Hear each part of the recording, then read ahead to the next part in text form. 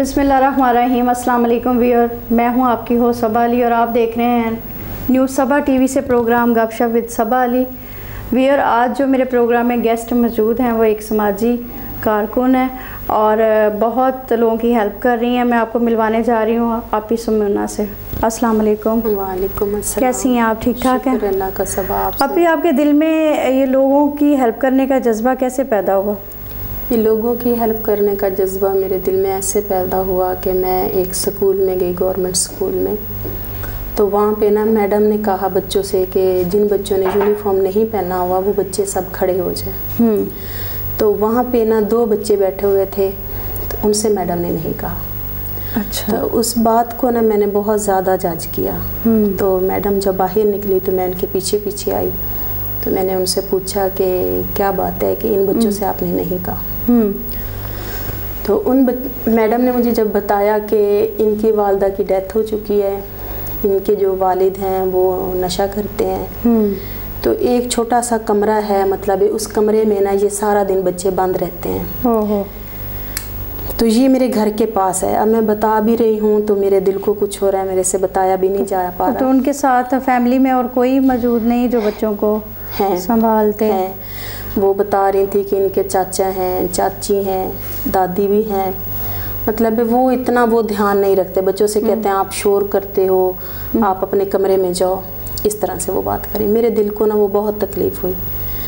तो इनके पास ना यूनिफॉर्म नहीं होती पहनने को, इनके शूज़ नहीं होते हैं पहनने को। तो मैं फिर ना बस इसी तरह से सुन के ना चुपचाप होके घर आ गई। फिर मैंने अपने मियाँ से बात की, तो उन्होंने कहा कि अगर आपको ऐसा कोई नज़र आए आप कर सकती हैं अपने घर से तो आपको इजाज़त है मेरी तरफ से। फिर मैंने उनको यूनिफॉर्म लेके दी। उन बच्चों को मैं अपने बेटे के साथ लेके गई, मैडम से पूछ के मैडम ने मेरे साथ भेजा। फिर मैंने जाके टाउनशिप से उनके शूज़ लिए, बच्चों ने अपनी पसंद के शूज़ लिए। तो मैं फिर शूज़ ला के उनको स्कूल में छोड़ा, फिर मैं अपने घर आई। तो इसी तरह वो फिर बात बढ़ती बढ़ती मतलब बढ़ती गई।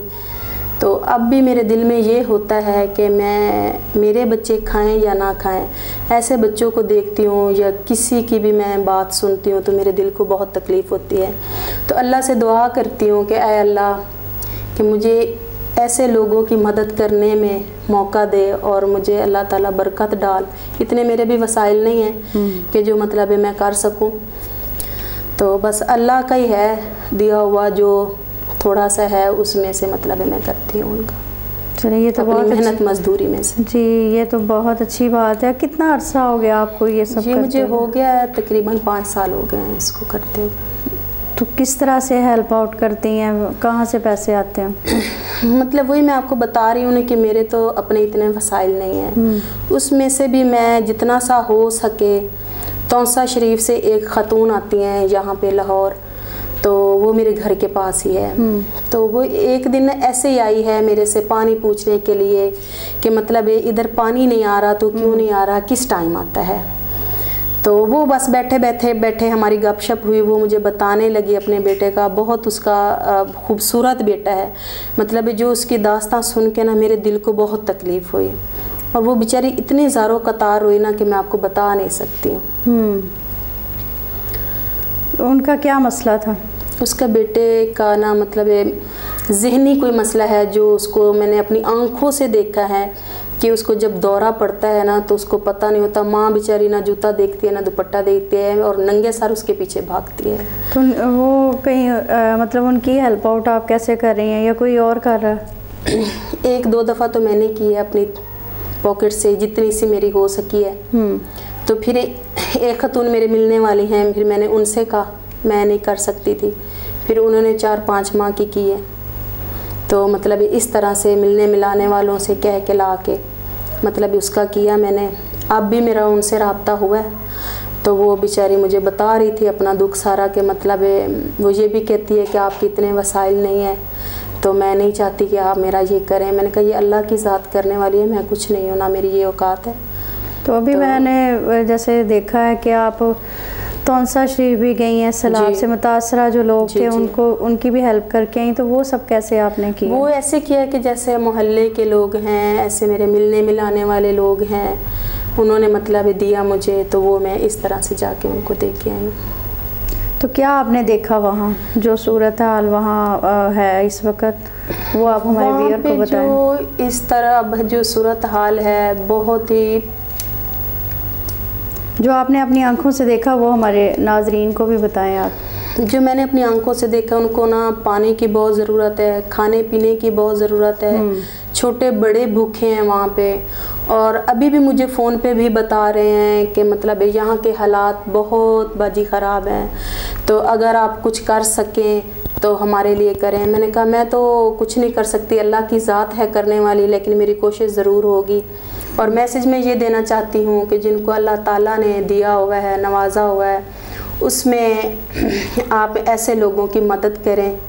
और सबा न्यूज़ चैनल जो है वो हमारे साथ हम मिल के सब बहुत अच्छा काम कर रहे हैं वो, तो आप उनकी लाइन चल रही है नंबर की, आप वो देख के तो आप उन पर रब्ता करें।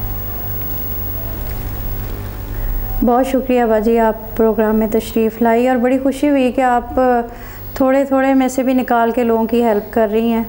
और बहुत कम लोग ऐसे होते हैं जो आज के दौर में इतना सोचते हैं। आपको नेक्स्ट प्रोग्राम में बुलवाएंगे और फिर आपसे गपशप होगी। और आप जहाँ भी जाएं, मेरी बहुत सारी दुआएं, अल्लाह आपको कामयाब करें। और ये थी सब आपका, आपने मुझे मौका दिया अपने प्रोग्राम में।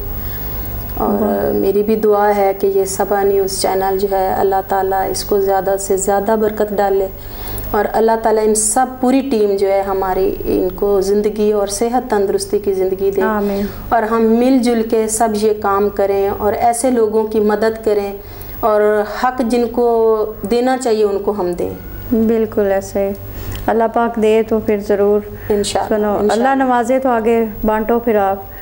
तो बाजी बहुत शुक्रिया आप आई।